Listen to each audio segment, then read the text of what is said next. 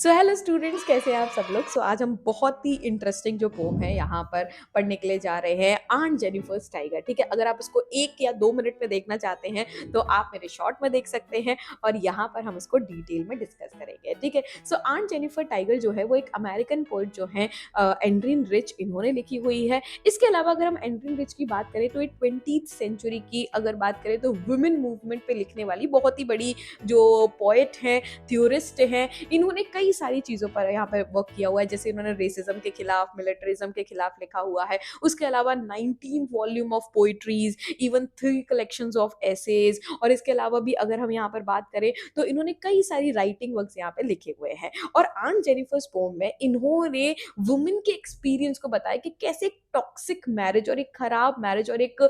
जो male dominated society है वो उसने किस तरीके से यहाँ पे हस्बैंड जो है वो क्या है वुमेन के ऊपर बहुत ही ज़्यादा उसको टॉर्चर करता है, और जिससे कि उसकी लाइफ के एक्सपीरियंस बहुत ज़्यादा खराब हो जाते हैं और एक वुमेन डर में रहने लगती है। तो इसमें 3 स्टैंजास हैं। पहला वाला स्टैंजा बताता है कि किस तरीके से जो एंट जेनिफर है वो यहाँ पर एम्ब्रॉयडरी कर रहे हैं, मतलब अपने जीवन को थोड़ा सुखी बनाने के लिए कुछ ना कुछ ट्राई कर रही हैं, लेकिन उसके साथ उनको डर भी है एक कि भाई उनका जो हस्बैंड है वो ना आ जाए। और उसके साथ में वो जो अपना पूरा का पूरा जो बना रही है एम्ब्रॉयडरी, उसके थ्रू वो अपने डिजायर्स को यहाँ दिखाने की कोशिश कर रही है, कि फियरलेसनेस को दिखाने की कोशिश कर रही है यहाँ पर। अगर हम यहाँ पे बात करें तो जो उनकी एम्ब्रॉयडरी वो बना रही है वो किसकी इमेज बना रही है, वो एक तरीके से टाइगर को बना रही है। तो पीछे एक ग्रीन कलर का बैकग्राउंड उन्होंने बनाया हुआ है,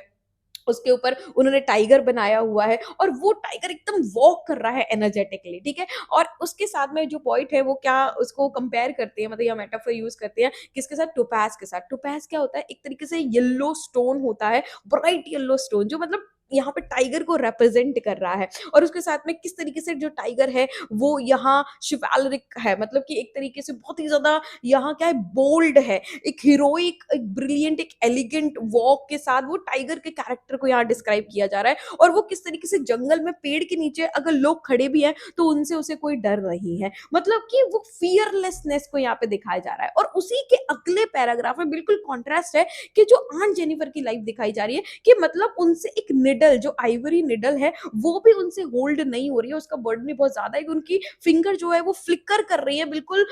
शेक कर रही है, और वो एक एम्ब्रॉयडरी भी नहीं बना पा रहे हैं। क्यों? क्योंकि उनको डर है कि भाई उनके हस्बैंड ने उनको इतना ज्यादा टॉर्चर किया हुआ है पूरी लाइफ में कि उनको अभी भी डर है कि वो अभी उनको क्या कर देगा, बहुत ही ज्यादा गुस्सा करने के लिए आ जाएगा या गुस्सा कर देगा। और एक तरीके से उनको एक ये भी, मतलब एक वो कहते हैं ना कि भाई उठ ही नहीं पा रही है उनसे वो जो आइवरी निडल है, वो सुई है, वो क्यों नहीं उठ पा रही है? क्योंकि पूरी लाइफ भर जो इतने सारे बर्डन उन्होंने उठाए हुए हैं, वो बर्डन की वजह से अब उनसे वो निडल नहीं उठ पा रही है, क्योंकि जो उनके हाथ में वो जो रिंग पहने हुए है उसका ही बर्डन इतना ज्यादा हो गया है। और किसी भी वुमेन के लिए वो जो रिंग है वो पीस की बात होती है, खुशी की बात होती है, एक हैप्पी जॉयस मूवमेंट होता है, पर वो उनके लिए एक बर्डन है, क्योंकि उसी रिंग में से क्या निकली है, रिस्पॉन्सिबिलिटीज निकली हुई है, उसी रिंग से वो किसी की वाइफ बनी है और वहीं से उन्होंने इतने सारे कामों की जिम्मेदारी उठाई। तो उनके अब वो जो रिंग है उसी में इतना सारा बर्डन हो चुका है, उसी में इतनी ज्यादा रिस्पॉन्सिबिलिटी है कि वो एक निडल भी नहीं उठा पा रही है।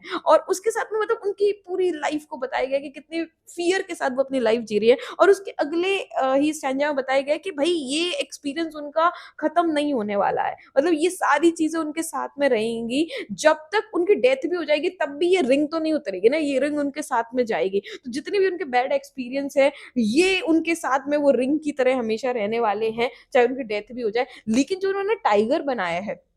उस वो हमेशा बोल्ड रहेगा, फियरलेस दिखाएगा। तो ये एक सिचुएशन बताई गई है कि किस तरीके से वुमेन की कंडीशन बहुत ही ज्यादा खराब थी 20th सेंचुरी के टाइम पर। अब हम इसे ना पैराग्राफ के थ्रू, स्टैंजास के थ्रू समझने की कोशिश करते हैं कि aunt Jennifer's tiger prance across a screen, bright topaz denizens of a world of green. They do not fear the man beneath the tree, the pace in sleek, chivalric certainty. Basically इसमें क्या बताने की कोशिश की है, वही सब कि Aunt Jennifer's tiger prance across a screen, मतलब जो जो बना रही है उससे पता एनर्जेटिकली ऐसा लग रहा है कि वो निकल के ही आ जाएगा, बिल्कुल वॉक कर रहा है। ब्राइट टोपेज डेनिजन, मतलब यहाँ पर जो एक टाइगर कहाँ रहता है, डेनिजन मतलब कि एक पर्सन, एक एनिमल जो एक पर्टिकुलर जगह से बिलोंग करता है। तो वो जो ग्रीन जंगल से बिलोंग करता है, वो कैसे कलर का उन्होंने बनाया हुआ है, ब्राइट टोपाज, मतलब बिल्कुल ब्राइट येलो शाइनी क्रिस्टल की तरह वो दिख रहा है, वो बनाया हुआ है। And they do not fear the man beneath the tree. बहुत सारे जो लोग हैं वो कहाँ पे खड़े हुए हैं,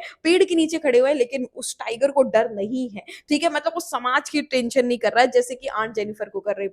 करनी पड़ती है। And the pace in sleek chivalric certainty, मतलब कि शिवालरिक का मतलब क्या होता है, बोल्ड और हीरोइक होता है, कि वो अपनी जगह पे ही, अपने पेस पे ही अपनी लाइफ एंजॉय कर रहा है, एलिगेंसी के साथ, बोल्डनेस के साथ में, बहुत अच्छे तरीके से लाइफ एंजॉय कर रहा है, ठीक है। सो अगला पैराग्राफ क्या बताता है, बिल्कुल ही आंट जेनिफर की लाइफ को डिस्क्राइब करता है कि aunt Jennifer's fingers fluttering through her wool, मतलब कि वो जो बुनाई कर रही है उसमें भी उनके फिंगर क्या कर रही है, शेक कर रही हैं। And find even the ivory needle hard to pull, मतलब कि वो जो आइवरी निडल है, वो मतलब एक छोटी सी सुई है, उसको भी वो पुल करके मतलब उसमें नहीं डाल पा रही है, इतना ज्यादा वो जो है वो शेक कर रही है उनके फिंगर, क्योंकि the massive weight of the uncle's wedding band sit heavily upon aunt Jennifer's hand, क्योंकि वो जो उन्होंने वेडिंग रिंग पहनी हुई है उसका वेट इतना ज्यादा है कि उनका हाथ भी वो उठा नहीं पा रही है। मतलब कि वो जो वेट है वो क्या डिस्क्राइब करता है कि इतना सारा रिस्पॉन्सिबिलिटीज, बर्डन, दुख, इवन कितनी सारी चीजें उन्होंने झेली है, वो सब कुछ उस वेडिंग रिंग है,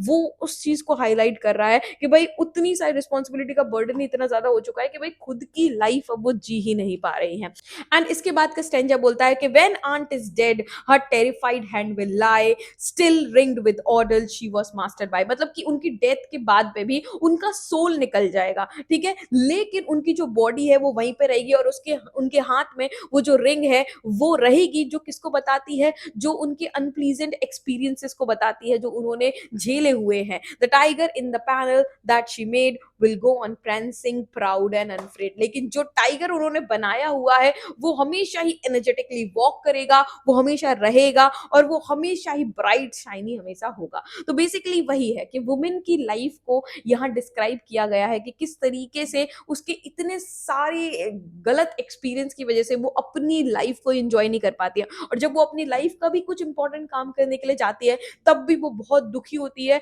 और वो कोई भी चीज नहीं कर पाती क्योंकि वो ट्रॉमा बहुत ज्यादा बड़ा होता है, वो अपने कामों को भी बिगाड़ देती है। और ये हमेशा, मतलब ये जो चीजें हैं वो डेथ के बाद भी खत्म नहीं होती, क्योंकि ये बॉडी से रिलेटेड है, तो ये इसके साथ में मतलब वो नाम टैग वो हमेशा रह ही जाता है, वो डोमिनेशन हमेशा रह जाता है, बस आपका सोल निकल जाता है, तो अब आप उन चीजों का एक्सपीरियंस नहीं करोगे। सो यस, यहाँ पे हमकी पोम कंप्लीट होती है, एंड थैंक यू सो